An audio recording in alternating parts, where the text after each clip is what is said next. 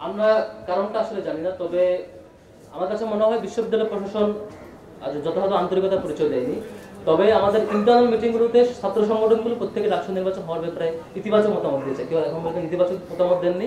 এরপরও কোনো এক অজানা কারণে প্রশাসন বারবার পিছিয়েছে। আমরা আশা করব প্রশাসন এখন অন্তত এ ব্যাপারে সিরিয়াসলি উদ্যোগ নেবেন। কাউকে আমরা দায় দিতে চাই না। আমরা চাই সকল ছাত্র সংগঠনের যে দাবি, শিক্ষার্থীদের যে দাবি, সে দাবির পক্ষে প্রশাসন কাজ করবে।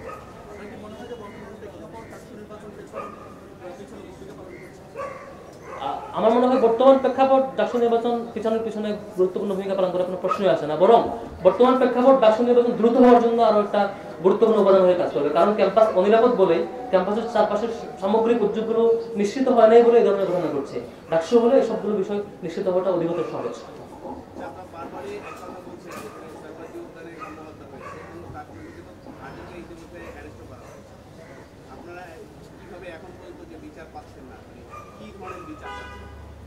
আমরা মূলত যেটা চাই, প্রথমত এই ঘটনার আসল ঘটনা উন্মোচন করা, যে এখানে কি ঘটনা ঘটেছিল, কোন ঘটনার প্রেক্ষিতে আমাদের শিক্ষার্থী সাম্য হত্যাকাণ্ডের শিকার হয়েছে এবং এখানে অপরাধী কারা কারা, টোটাল কেসটা উন্মোচিত করা। আমরা এখনো পূর্ণাঙ্গ ঘটনা কেউ জানি না। দ্বিতীয়ত হচ্ছে অপরাধীদেরকে দ্রুত বিচারের মুখোমুখি করে এটা ন্যায় বিচার নিষেধ করা। এই দুটা কাজে মূলত দাবি।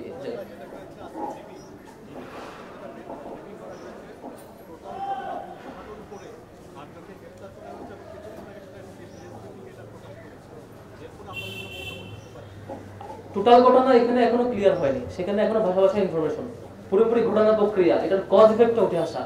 এখানে কখনো কখনো হয় যে কোনো কজ ইফেক্ট তৈরি করে, আর কখনো কখনো ইফেক্ট আবার কজ তৈরি করে। তো এই টোটাল ঘটনার কজ ইফেক্ট রিলেশনশিপটা আমাদের কাছে এখনো ক্লিয়ার না। এটা আমরা পূর্ণাঙ্গ রূপটা আমাদের কাছে ক্লিয়ার হওয়া চাই। জি, আর কোনো প্রশ্ন না থাকলে আমরা শেষ করছি। আমরা আপনারা কষ্ট করে এসেছেন, সবাইকে ধন্যবাদ জানাচ্ছি। আবারও কোনো সমস্যা মনে হয় ইনশাআল্লাহ আপনাদের সাথে সাক্ষাৎ হবে। অসংখ্য ধন্যবাদ সবাই।